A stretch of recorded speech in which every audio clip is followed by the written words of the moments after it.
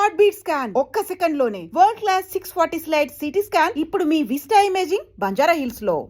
ఏంటన్నా ఇంత పెందరాడే రాజశేఖరం గారు తిరుపతి పక్కన 7 కోట్ల రూపాయలకు ప్రాపర్టీ కొంటున్నట్ట. ఈ రోజే రిజిస్ట్రేషన్ అట. ఆ దండపాణి గారు వచ్చి చెప్పాడు. తిరుపతి కాళహస్తి మధ్యలో 120 ఎకరాలంట. ఏ రిజిస్ట్రేషన్ ఆఫీస్? చెప్పన్నా. తిరుపతిలో స్థలం పడిపోతున్నాను. రిజిస్టర్ ఆఫీస్కి వచ్చాయి. ఓకే ఓకే అన్న. లెక్క పెట్టుకోండి.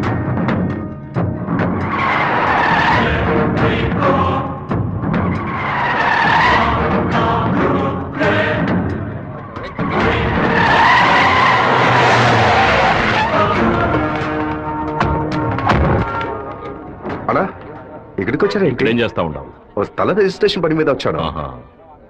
ఎవరి డబ్బుతో కొన్నావు? ఊరి ప్రజలకు మంచి చేస్తావని నేను ఎమ్మెల్యేని చేస్తే ఏటి మనని దోపిడీ చేసి ఆస్తి సంపాదించుకుంటున్నావా? ఏంటన్నా దోపిడీ గిఫ్ట్ అని మాట్లాడతారు? ఎంత పెట్టి కొన్నావు? 70 లక్షల కన్నా. నువ్వు చెప్పేది నిజమేనా? నిజమేనా? ఆ బండి నా పంటరా. అయ్యా, మీ సమస్యలో మమ్మల్ని నిరికించొద్దు. మొత్తం వాల్యూ 7.5 కోట్లు. మాది పెద్ద కుటుంబం. ఈ డబ్బు అందితేనే మా ప్రాబ్లమ్స్ అన్ని సాల్వ్ అవుతాయి. మీ డబ్బుకు వచ్చినటువంటి ఆపద ఏమీ లేదు. కాకపోతే ఈ సమస్య పూర్తయినంత వరకు మీరెవరు ఇక్కడి నుంచి కదలకూడదు. దీనికి ఎక్కడి నుంచి వచ్చాయి నీకు 7,30,00,000 రూపాయలు? కలపగొట్టు నుంచి వచ్చిందా, ఎరువు కొట్టు నుంచి వచ్చిందా? లేదన్నా, భార్య నగలమ్మేను. వ్యవసాయంలో కొంచెం డబ్బు వచ్చింది. ఓహో, నీ పెళ్ళం 40 కిలోల బంగారం తీసుకొచ్చిందా? ఏంటన్నా కొంచెం మర్యాద ఇస్తే ఓవర్గా మాట్లాడుతున్నావు. అనంతపురానికి నేను ఎమ్మెల్యేనా మీరే ఎమ్మెల్యేవా? అన్నిటికీ సంజాయిషులు చెప్పాలా? అందరూ ఇంటి నుంచి డబ్బు తీసుకొచ్చే పార్టీ పడుతున్నారా?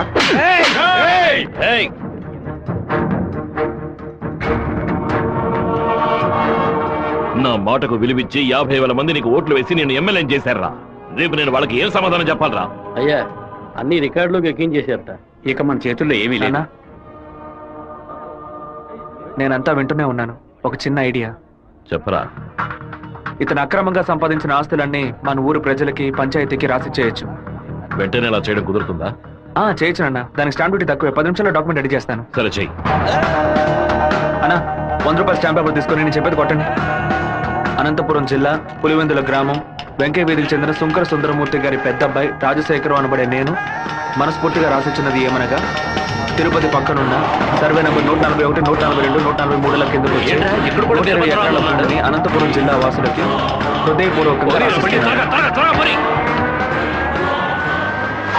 రెడీ నాన్న. లోపలికి వెళ్ళి సంతకం పెట్టు, లేదా గవర్నమెంట్ జీబ్ లో పోయి చువ్వలు లెక్క పెట్టాలి. వెళ్ళు.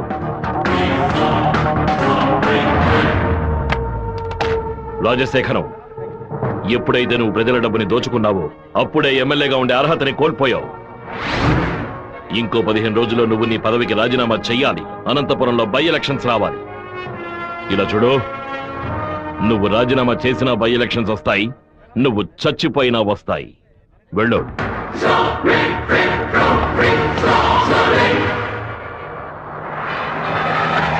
ఏంటన్నా ఇది? 4 రోజుల నుంచి ఇక్కడే ఉన్నాం. ఊరు నుంచి అక్కేమో ఫోన్ చేస్తా ఉంది. ఏ ముహూర్తం నిలబట్టావురా? వాడు నన్ను కొట్టిన విషయం జిల్లా అంతా తెలిసి ఉంటుంది. మానం పోయింది, మర్యాద పోయింది, దాచుకున్న డబ్బు అంతా పోయింది. ఆ పిల్ల నా కొడుకు ఐడియా వల్ల వీరభద్ర కాడు నా ఆస్తి మొత్తం రాసి తీసుకున్నాడు. ఆ నా కొడుకుని లేపేయకుండా ఊళ్ళకి వచ్చిన భార్య కూడా నాకు మర్యాద ఇవ్వదు. ఆ ఓబులేషన్ రమ్మని చెప్పు. హైదరాబాద్ లో మన పార్టీ మీటింగ్ వెళ్తున్నాను. రేపటికల్లా వీరభద్ర కొడుకు చావాలి. అన్నా, మళ్ళీ తప్పు చేద్దాం. నేను నిన్ను చేయమంటల్లా, బెజవాడి నుంచి మనుషులు రప్పిస్తాను. నువ్వు నీ వాళ్ళు మూల నుంచి చూడండి, మధ్యలో దూరి కెలక్కండి. సరే అన్న. మనల్ని వీడి వీరభద్రాన్న కత్తికి బలి చేసేలా ఉన్నాడు. రేపు ఉదయం లేవగానే ఈ ఊరు నుంచి ఎస్కేప్ అయిపోవాలి.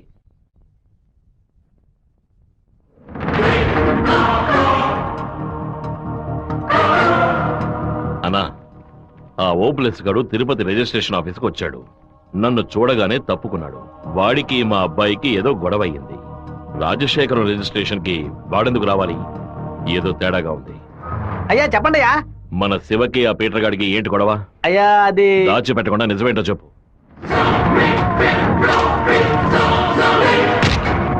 నా దగ్గర దాచేశారు కదూ. కావాలనే గొడవ పెట్టుకున్నాడు. ఇందులో ఏదో మతలబు ఉంది. టీ మొహాన్న పోసిన ఆ నిమిషంలోనే వాడి చేతి నరికి పారేసి ఉండాలి. గొడవలేం పెట్టుకోవద్దని మనమే కదే చెప్పండి. నేను ఒక బుద్ధి లేని మనిషిని. నా మాట గౌరవ ఇచ్చే నా కొడుకు ఊరికే ఉన్నాడు. రండి, ఆ ఓబ్లేస్ గారిని కలిసి వద్దాం. ఏంటన్నా సడన్ గా ఈ ట్రిప్ ఏంది? రే డోంగ్రే, కొడుకు ఏదైనా అప్పకి ఎక్కడో మండుద్రా. అందుకే మనం అసలు ఈ ఊళ్ళో లేవు. చూసావా అందులోనే లైన్ లోకి వచ్చేసాడు. అన్నా చెప్పన్నా. ఓబ్లేస్ ఎక్కడున్నావు? వైజాగ్ లో ఉన్నా అన్న. ఏదైనా పడిపడిందన్నా? నేను ఇప్పుడు ఫోన్ కట్ చేస్తాను. నువ్వు అక్కడ ఉన్న ల్యాండ్ లైన్ నుంచి నాకు ఫోన్ చెయ్యి. ఎందుకన్నా? నువ్వు వైజాగ్ లోనే ఉన్నావా లేదా అని తెలియద్దు. ఇప్పుడే అన్న రేణు కూడా దాటి పెడుతున్నాను. ఎందుకు అబద్ధం చెప్పావు? దొరికిపోయావు. నాకు దీనికి ఏ సంబంధం లేదన్నా. ఆ రాజశేఖరమే బెదవాడినిచ్చి బందర్ నుంచి మనుషులు రప్పించి బాబు నిజాలని చూస్తున్నాడు. ఏమన్నావురా? ఈ విషయం మీకు తెలీదా? నా కొడుకు ఒంటి మీద చిన్న గీత పడినా సరే తిరుపతిలో ఉన్న రౌడీలందరినీ ముక్కలు ముక్కలుగా నరికి పారేస్తానా? రారా తిరుపతికి.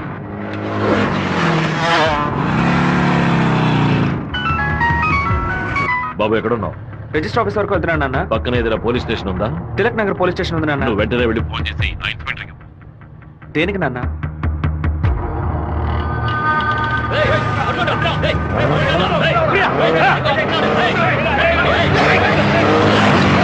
మాధవరావు ఎక్కడున్నావు? విషయం ఏంది బావా?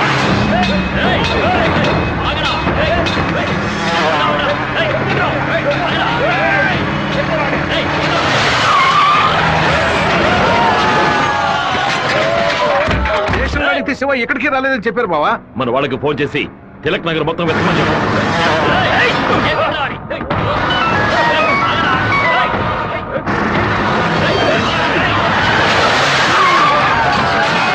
చెప్పండి అన్నా. తిరుపతిలో మీ వాళ్ళకి ఫోన్ చేసి అన్ని చోట్ల వెతకమని చెప్పు. పీటర్ పడితీరా.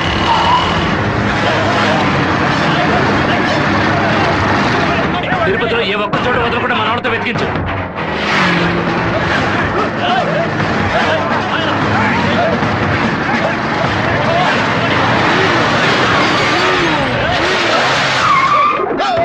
వాడికి ఏదైనా అయితే మనల్ని వేసేస్తారు.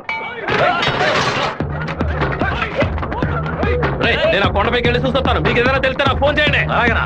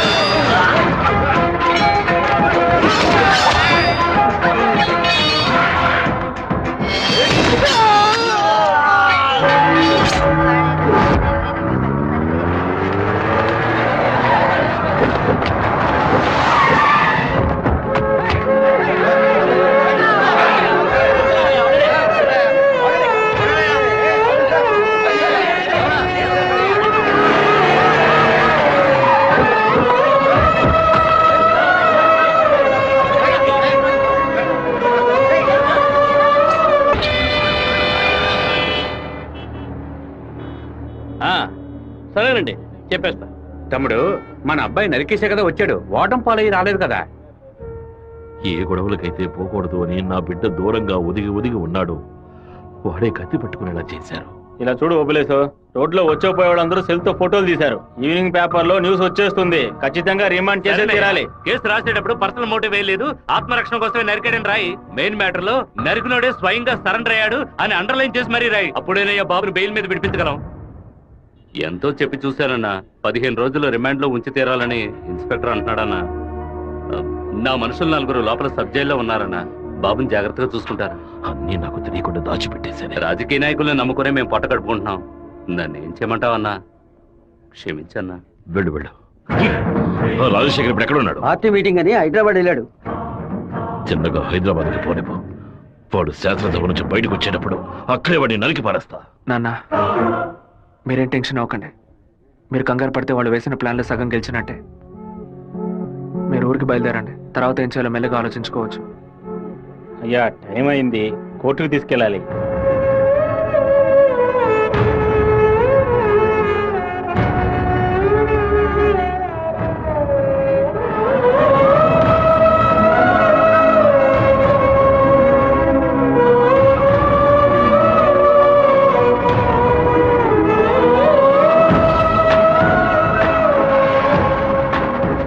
నా బిడ్డ ఎక్కడా?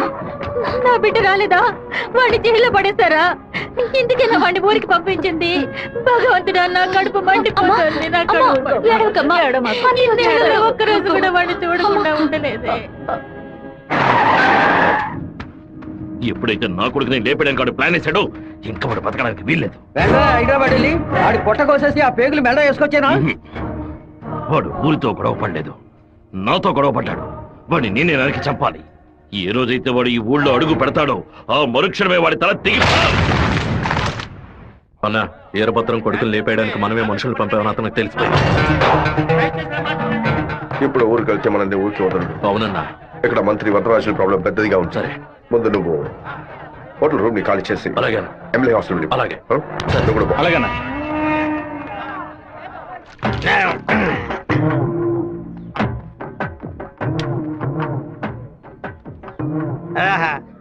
తాగి ఉన్నామే, తాగి బండి డ్రైవ్ చేసుకుంటూ పోతే పోలీసు వాళ్ళు లోపల పెడతారు.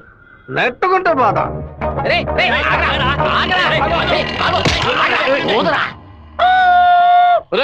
సరిగ్గా పోదరా. ఇదిగో ఊదుతున్నానయ్యా.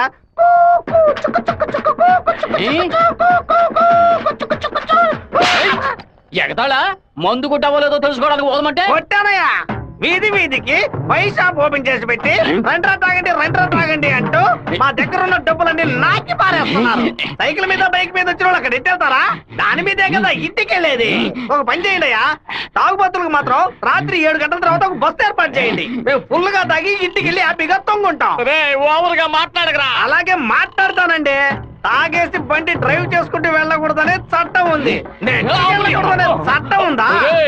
బండి నెట్టుకుంటూ వెళ్ళడం తప్పు కదా, కానీ ఎవడ బండు నెట్టుకుంటూ వెళ్ళడం తప్పురా. నెట్టుకొచ్చింది మా హెడ్ గారి బండి అయ్యా.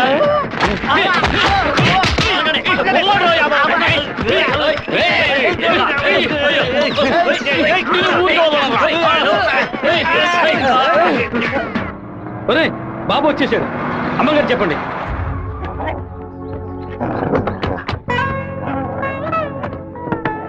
తూర్పు వైపు తిరిగి కూర్చోండి బాబు. బాబు కూర్చో.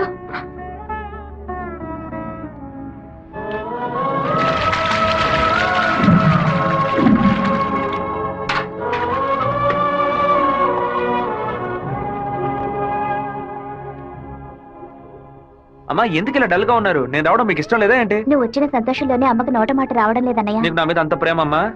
ఏంట్రా గబుక్కుని అలా అడిగేసావు? మరేంటమ్మా ఇన్ని నీళ్లు నా తల మీద పోసావే, చూసుకోవడానికి తుండుకుంటైనా ఇచ్చావా?